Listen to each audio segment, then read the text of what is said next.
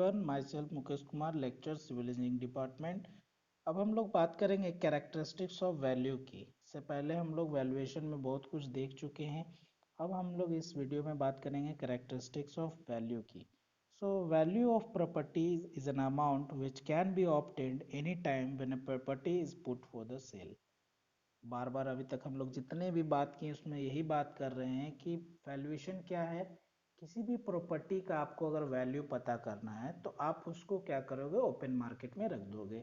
Open market में उसका जो प्राइस आएगा उसी को हम लोग क्या बोलते हैं, वैल्यूएशन बोलते हैं। उस प्रॉपर्टी का वो क्या हो जाएगा, वैल्यू हो जाएगा। ठीक है, तो ये फर्स्ट पॉइंट था। दूसरा है value changes place to place.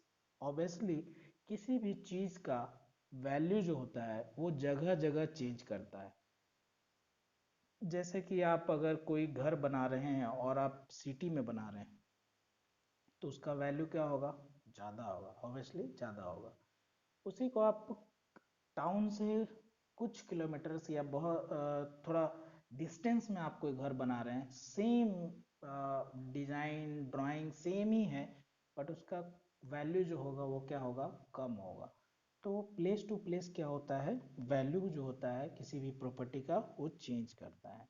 तीसरा पॉइंट है depends on the factor life of property, location, age and return. Obviously जैसे कि किस चीज़ों पे यहाँ बोल रहे हैं कि किन किन चीज़ों पर जो है वैल्यू डिपेंड करता है। तो पहला जो है वो क्या, लाइफ ऑफ प्रॉपर्टी। ऑब्वियसली जैसा कि आपका घर अभी नया नया है तो उसका वैल्यू क्या होगा, बहुत ज़्यादा होगा। जैसे जैसे लाइफ ऑफ प्रॉपर्टी उसका डिक्रीज करेगा उसका वैल्यू क्या होता है, धीरे धीरे घटता जाता है। तो उसको हम लोग ऑब्वियसली उस पर क्या होगा, लाइफ ऑफ प्रॉपर्टी पे वैल्यू जो होगा डिपेंड करेगा। लोकेशन, अभी हम लोग बात किए प्लेस टू प्लेस क्या करता है, वैरी करता है। अगर लोकेशन बहुत अच्छा है, डिमांडिंग लोकेशन है, तो वहाँ पे क्या होगा, आपका वैल्यू ज़्यादा होगा। अगर डिमांडिंग लोकेशन नहीं है तो उसका वैल्यू क्या होगा, कम होगा। Next age, life of property और age is a similar one. Age में क्या होगा, ऑब्वियसली जैसे जैसे एज बढ़ेगा किसी भी चीज़ का, किसी प्रॉपर्टी, सपोज आप मशीन ले लो, मोबाइल ले लो, घर ले लो, किसी का भी प्रॉपर्टीज का आप बात करो, तो जैसे जैसे उसका एज बढ़ेगा उसका वैल्यू क्या होगा, धीरे धीरे घटने लगता है, और जिसका आपको वैल्यू में इफेक्ट देखने को मिलता है, ये भी डिपेंड करेगा। एंड रिटर्न, सो नेक्स्ट जो है value raised when in maintain. Obviously अगर आप सपोज कीजिए एक घर है आपके पास और उस घर को आप प्रॉपर मेंटेन करके रख रहे हैं। जैसे कभी कभी सुनते होंगे कि अरे आपका तो घर नया जैसा दिखता है। तो जैसे नया जैसा दिखने का मतलब कि आप उसको मेंटेनेंस अच्छा किए है, उसका रिपेयर अच्छा किए है। तो जैसे जैसे आप मेंटेन अगर रखेंगे तो आपका वैल्यू क्या होगा, बढ़ सकता है। वैल्यू जो है मेंटेन रह सकता है, वैल्यू आपका उतना ज़्यादा घटेगा नहीं, है ना। तो मेंटेन अगर आप रखते हैं तो वैल्यू को क्या कर सकते हैं, बढ़ा सकते हैं। So this is the characteristics of value. आगे चलते हैं, हम लोग नेक्स्ट बात करेंगे factor affecting the value of property. क्या क्या फैक्टर है जो वैल्यू ऑफ प्रॉपर्टी को अफेक्ट करता है। तो इसमें पहला है force of demand and supply. बहुत अच्छा पॉइंट है। इसमें हम लोग सपोज कीजिए कि एक मार्केट है, ठीक है, और वहाँ पे सभी के घर में टीवी है और स्मार्ट टीवी है, ठीक है, और वहाँ पे आप क्या किए, स्मार्ट टीवी का क्या कर रहे हैं, सप्लाई किए जा रहे। तो सप्लाई अगर बढ़ेगा तो वैल्यू क्या हो जाएगा, घट जाएगा, है ना। डिमांड अगर घटेगा तो वैल्यू क्या होगा, घट जाएगा। अगर डिमांड बढ़ेगा तो वैल्यू क्या हो जाएगा, बढ़ जाएगा। तो उसी तरह यहाँ पे देख रहे होंगे कि सप्लाई अगर ज़्यादा होगा कहीं पे तो वैल्यू क्या हो जाएगा, घट जाएगा, क्योंकि आपको नीड ही नहीं है, ज़रूरत नहीं है, तो आप खरीदोगे नहीं, तो उसका वैल्यू क्या हो जाएगा, ऑटोमेटिकली घट जाएगा। नेक्स्ट है cost of construction. Cost of construction, अगर सपोज कीजिए कोई ऐसा बिल्डिंग बन रहा है जो बहुत महंगा है तो उसका वैल्यू क्या हो जाएगा, बढ़ जाएगा, है ना। सपोज कीजिए कि आपके मोहल्ले में एक 30 फ्लोर्स का एक बिल्डिंग बन गया तो उसका वैल्यू क्या हो जाएगा, बढ़ जाएगा। कॉस्ट ऑफ कंस्ट्रक्शन बढ़ गया तो उसका वैल्यू भी क्या हो जाएगा, बढ़ जाएगा। इन डेली लाइफ में इंटरटेनिंग में आपका एक एग्जांपल बताते हैं, जैसे कि कोई मूवी जैसे कि बाहुबली, तो वो भले वो कितना अच्छा था या नहीं था वो बात की बात, लेकिन जैसे ही लोग सुने कि वो 500 करोड़ का है या 600 करोड़ का बन रहा है, सबसे महंगी बॉलीवुड फिल्म बन रही है, तो उसका वैल्यू क्या हो गया, बढ़ गया, लोग उसको देखना चाहें। तो किसी भी चीज़ का, चाहे वो कंस्ट्रक्शन से रिलेटेड हो चाहे किसी भी चीज़ से रिलेटेड हो, तो उसका अगर वैल्यू, उसका अगर कॉस्ट ज़्यादा हो गया कॉस्ट बहुत ज़्यादा है तो उसका वैल्यू भी क्या हो जाएगा, बढ़ जाएगा। तो ये डायरेक्टली प्रोपोर्शनल है cost of construction to value. Increase in population, obviously आप लोग कभी ऐसा सोचे हैं टाउन में हर चीज़ें महंगी क्यों होती है? गांव के कंपैरिजन में टाउन में हर चीज़ें महंगी क्यों होती है?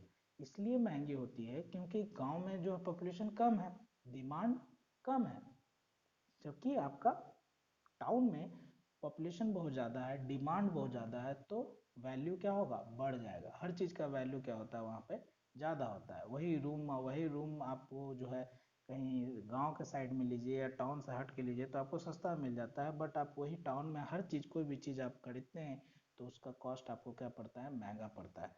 तो obviously increase in population increase the value. Next, cost of labour. Cost of labour भी आपका क्या होगा, अफेक्ट करता है प्रॉपर्टी को। ऑब्वियसली कॉस्ट ऑफ लेबर जो है, जैसे कि आप लोग जब आगे एस्टिमेशन आप लोग पढ़े होंगे तो आप लोग जानते होंगे कि लेबर एक अच्छा proportion of cost of construction में जाता है। अगर जो मतलब अगर प्रोपोर्शन में बोले तो हम मैं बोल सकता हूँ कि 10 से 20% जो कॉस्ट ऑफ कंस्ट्रक्शन जाता है आपका किसमें, लेबर प्राइसेस में चला जाता है, लेबर में चला जाता है। तो अगर लेबर का प्राइस जो होगा, अगर आप लेबर कम खर्च में आप कर लेते हैं तो आपका कॉस्ट ऑफ कंस्ट्रक्शन क्या हो जाएगा, कम जाएगा, और वैल्यू क्या होगा, कमेगा, है ना। तो अच्छा, ये आप जानते होंगे कि सबसे कम सस्ते लेबर जो होते हैं हमारे इंडिया में मिलते हैं। इवन अगर हम बात करें तो बिहार और झारखंड में मिलते हैं। जैसे कि हम लोग गल्फ कंट्री में देखते होंगे, गल्फ कंट्री में क्यों यहाँ से इंडिया से मोस्टली जो है लेबर यहाँ से जाते हैं, क्यों? क्योंकि वहाँ पे लेबर चार्ज बहुत ज़्यादा हाई है और वो वहाँ पे आपको लेबर मिलते ही नहीं है, तो उनको कॉस्ट ऑफ कंस्ट्रक्शन जो होता है वो काफ़ी क्या होता है, बढ़ जाता है। तो उनका वैल्यूएशन क्या होगा, बहुत ज़्यादा हो जाएगा। उसी तरीके से यहाँ पे जो है आपको लेबर क्या इजीली मिल जाते हैं, तो यहाँ पे कॉस्ट ऑफ कंस्ट्रक्शन क्या होगा, उतना नहीं जाता जितना बाहर के कंट्रीज में जाता है। नेक्स्ट है इन्फ्लेशन। इन्फ्लेशन मतलब होता है मार्केट राइज करना। ऑब्वियसली जब मार्केट बढ़ जाएगा तो हर चीज़ का वैल्यू क्या हो जाएगा, बढ़ जाएगा। नेक्स्ट है rights, war, flood and other natural climates. Rights हो गए, राइट्स होने से, वॉर होने से, फ्लड आ जाने से, बाढ़ आ जाने से, नेचुरल क्लाइमेट अगर हैजर्डस, जैसे बहुत ज़्यादा बारिश हो गया या बहुत ज़्यादा सूखा पड़ गया, है ना। तो ये सब जो रीज़न है, इस रीज़न के कारण किसी भी जगह का वैल्यू क्या हो जाता है, घट जाता है। जहाँ फ्लड आया आप वहाँ रहेंगे, नहीं रहेंगे। जहाँ पे वॉर हो रहा है वहाँ रहेंगे, नहीं रहेंगे। जहाँ राइट्स हो रहे हैं वहाँ रहेंगे, नहीं रहेंगे। जहाँ पे पानी दिन भर पड़ रहा है वहाँ रहेंगे, नहीं रहेंगे। बहुत ज़्यादा बर्फ गिर रही है वहाँ रहेंगे, नहीं रहेंगे। लोग क्या वहाँ कम रहते हैं तो उसका वैल्यू क्या हो जाएगा, कम जाएगा, ठीक है। नेक्स्ट है monopoly of property in the market. Monopoly of a property in the market means what? कहने का मतलब है कि जब आपका मार्केट में पकड़ हो जाता है, इसका जस्ट एग्जांपल है जियो। जैसे ही वो फ्री में दिया, सब लोग जियो के साइड चले गए, जितने भी नेटवर्क थे धीरे धीरे सब खत्म हो गए, बच गया क्या, जियो। तो जियो का क्या हो गया, मोनोपोली हो गया। पहले वो 2 साल फ्री दिया, फिर आपको चार्ज करने लगा 300 400, अभी 600 रुपये चार्ज करता है। तो मोनोपोली इन मार्केट मतलब क्या होता है कि जब एक ही आदमी का वर्चस्व हो जाएगा उसके पूरे एरिया में, तो आपका क्या होगा, वैल्यू जो होगा क्या हो जाएगा, उसका वैल्यू क्या हो जाएगा, बढ़ जाएगा। और उसके बाद वो क्या करने लगेगा, मोनोपोली। मोनोपोली मतलब मनमाना होता है। नेक्स्ट है लोकेशन ऑफ प्रॉपर्टी। ओबियसली हम 2 3 बार बात कर चुके हैं। लोकेशन अगर सिटी साइड में है तो आपका वैल्यू क्या होगा, ज़्यादा होगा। अगर सिटी से कम साइड में है, दूर में है, तो आपका वैल्यू क्या होगा, कम होगा। रिटर्न्स ऑफ प्रॉपर्टी, प्रॉपर्टी से रिटर्न। ऑब्वियसली जितना ज़्यादा रिटर्न आपको मिलेगा प्रॉपर्टी से, उसका वैल्यू क्या होगा, ज़्यादा होगा। अगर कम मिलने वाले प्रॉपर्टी हैं तो उससे वैल्यू आपका कम होगा। जैसे कि आप सपोज कीजिए आपके पास सोना है, चांदी है, किसका वैल्यू ज़्यादा, सोना, क्योंकि रिटर्न उससे क्या मिलेगा, आपको ज़्यादा मिलेगा, चांदी से उतना नहीं मिलेगा। Life and age of the building. Obviously जैसे जैसे लाइफ और एज जो बिल्डिंग जो बढ़ेगा, लाइफ ज़्यादा होगा तो उसका, या एज ज़्यादा हो गया तो प्रॉपर्टी का वैल्यू क्या हो जाएगा, घट जाएगा। So this is all about the factor of affecting the value, factor affecting value of property. Okay, for any query please comment in comment box.